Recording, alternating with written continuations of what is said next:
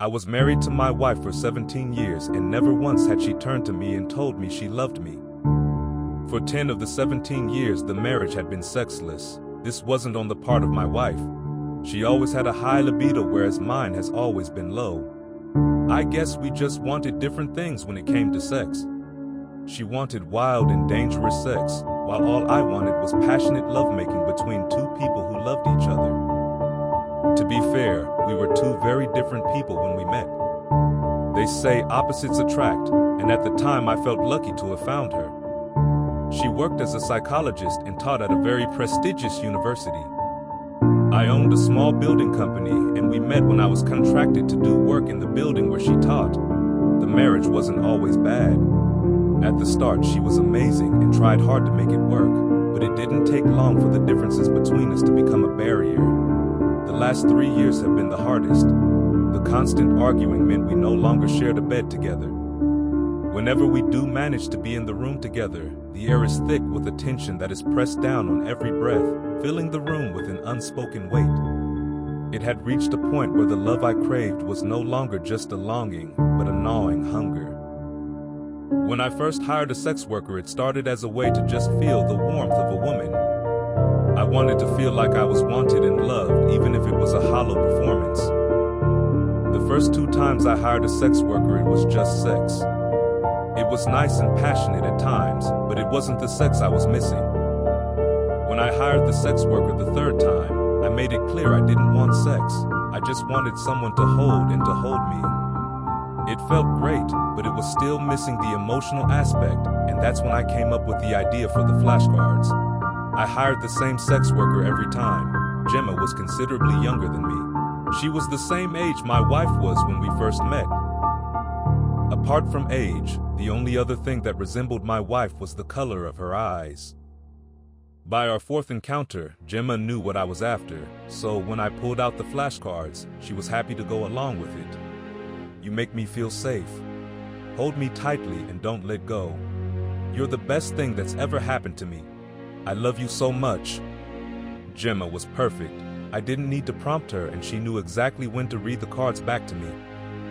Her touch was warm and gentle, as if she could sense the weight of my loneliness, wrapping me in an embrace that felt both safe and electric. With each encounter, I felt more alive, as if she were breathing color back into my gray existence. My encounters with Gemma went from once a month to a couple nights a week. My need for love and validation became like a drug. I was hooked. The withdrawal was unbearable and left me feeling empty, like I had a dark void in my soul. There was a change in me that didn't go unnoticed by my wife. I started dressing differently. There was what you could call a pep in my step, especially around my wife. I won't lie, it started having a strange effect on my relationship with her. She was easier to be around, but I did suspect she knew something was up. The motel where Gemma and I met was a little more upmarket than the usual sleaziness and despair of a roadside motel. It wasn't 5 stars, but it did offer a certain discreetness. When the door opened, I was taken aback. Gemma stood before me, but it felt as if my wife had stepped into the room. She wore the same soft blue dress that my wife loved, its fabric hugging her figure just right, and her hair was styled in the same way, long and cascading with those effortless waves. Even her eyes seemed to shine with that familiar sparkle, making my heart race with a mix of longing and confusion. As she stepped inside, I noticed how she embodied my wife's mannerisms perfectly. The way she tilted her head when listening, the gentle laugh that danced from her lips, and the soft way she held her hands. It felt surreal, a haunting echo of my wife. My heart raced, torn between pleasure and a disquieting sense of unease. Was I still with Gemma, or had I somehow crossed the line into a disturbing fantasy? Gemma's uncanny resemblance to my wife sent a chill down my spine.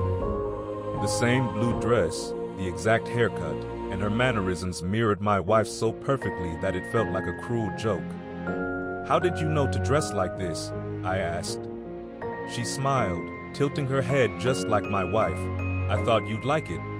Don't you remember how much she loved this dress?" My heart raced as a knot twisted in my stomach. Was this a coincidence, or had she been watching us? I wasn't sure what to think, and I couldn't, in good faith, continue this charade. "I have to go," I said as I quickly left. That evening, a fragile tension hung in the air as my wife and I sat across from each other at the dining table. She glanced up, her blue eyes searching mine, and for the first time in ages, I felt a flicker of something I thought I had lost. "I've missed you," she said softly. "Really?" I replied. It was the first time in 10 years I heard even a hint of empathy from her mouth. She nodded as the tension in her shoulders slightly eased before she reached across the table and gently brushed my fingers. As we moved to the bedroom, an unfamiliar warmth washed over us as our barriers slowly crumbled. "Let's forget everything for a moment," she said. That night she gave me everything I had longed for in our relationship.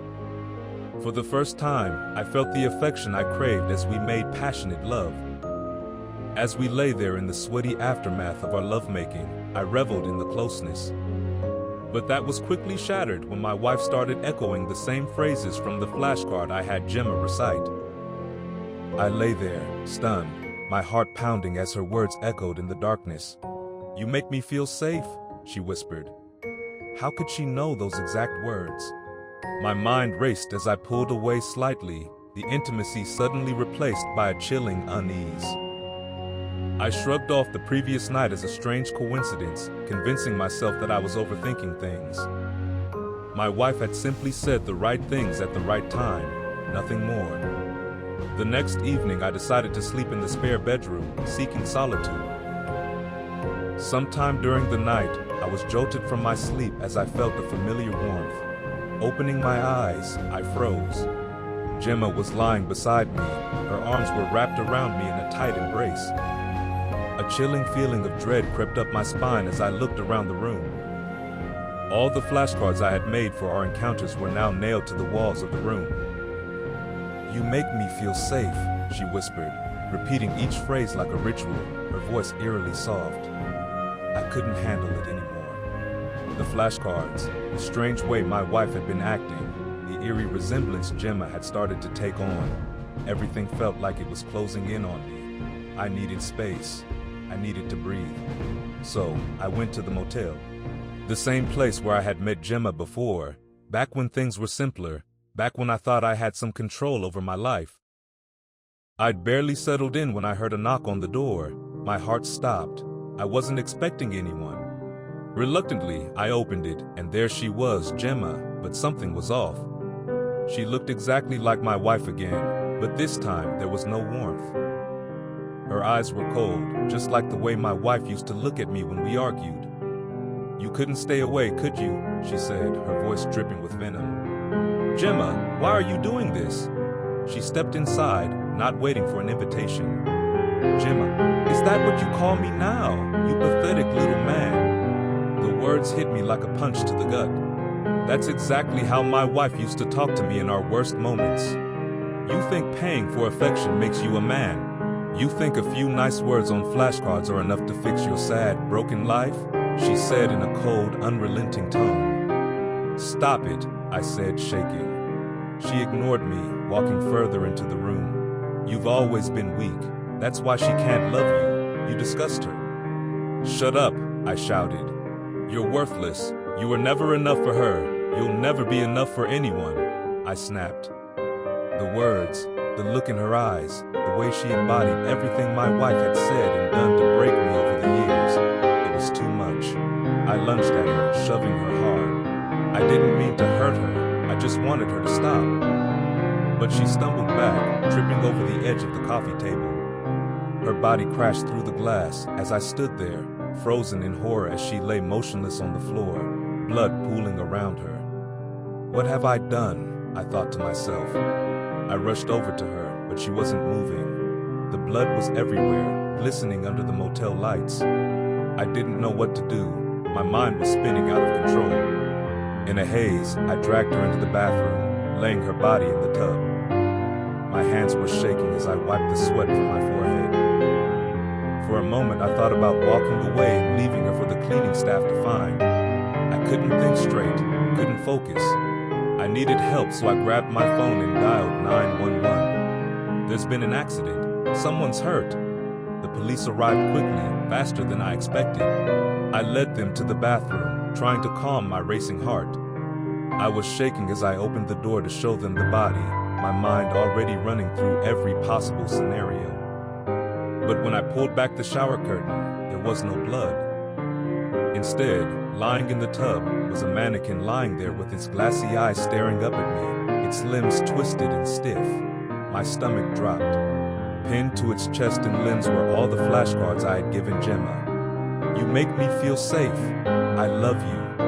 You're the best thing that's ever happened to me. The officer stared at me confused, but I couldn't say anything. I couldn't explain it. The room spun as I sank to the floor, gasping for breath. Had I imagined everything? Or had it all been part of some twisted game? As I slumped against the wall, catching my breath, my vision blurred with panic and exhaustion, I noticed one of the flashcards pinned to the mannequin wasn't like the others. The handwriting was different, sharper, and more deliberate. My stomach knotted as I read the words. Smile. I'm watching you. Your loving wife. Ice ran through my veins. My gaze darted around the room. I hadn't noticed before, but tucked discreetly in the upper corners of the bathroom were tiny, blinking red lights. Cameras. I rushed back into the main room, scanning it frantically. Sure enough, there were more, one behind the mirror, another disguised as part of the smoke alarm. I felt sick.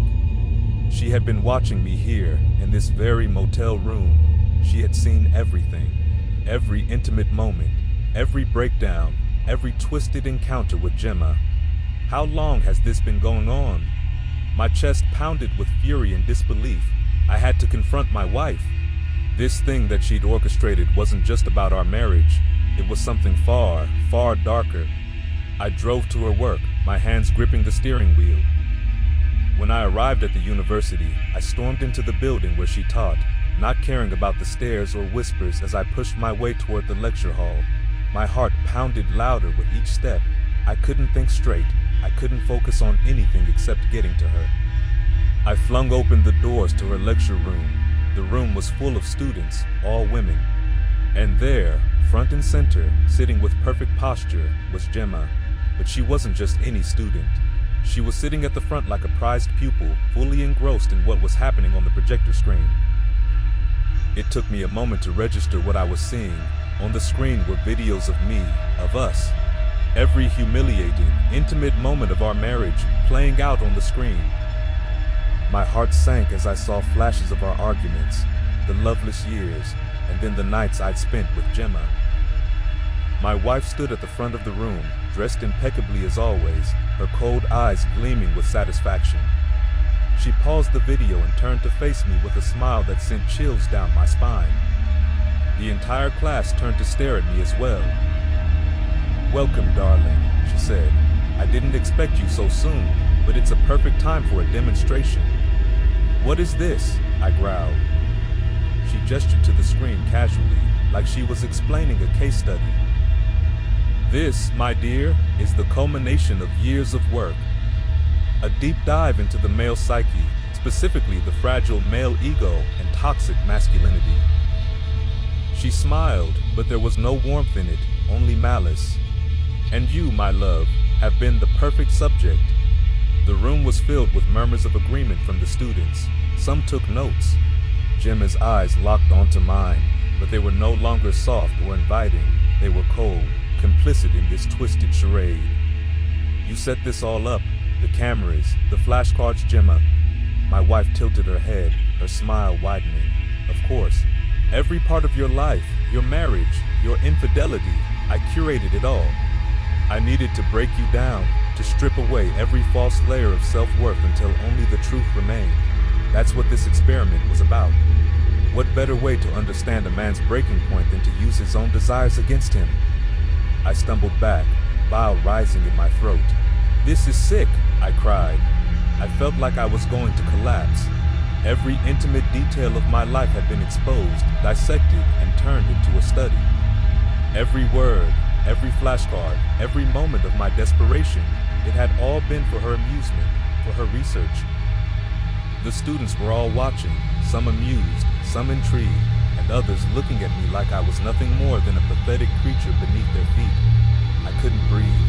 My world as I knew it had shattered. My wife wasn't my partner. She had been my tormentor, my puppeteer, and I had danced right into her hands. Everything I thought I controlled had been orchestrated by her in the most cruel, calculated way. "You're a monster," I whispered, my voice trembling. My wife's smile widened. "Oh no, darling, I'm a scientist." Thank you so much for listening. If you enjoyed this story, please make sure to support the original author by checking out the link in the description below. There's a whole world of amazing stories on Reddit's No Sleep and other horror subreddits, so if you're into creepy tales, definitely take a look. By visiting and engaging with these communities, you help support the incredible writers who create these spine-chilling stories. Don't forget to give the original post a read, upvote it, and share your thoughts with the author. Thanks again for tuning in, and I hope you'll stick around for more stories soon.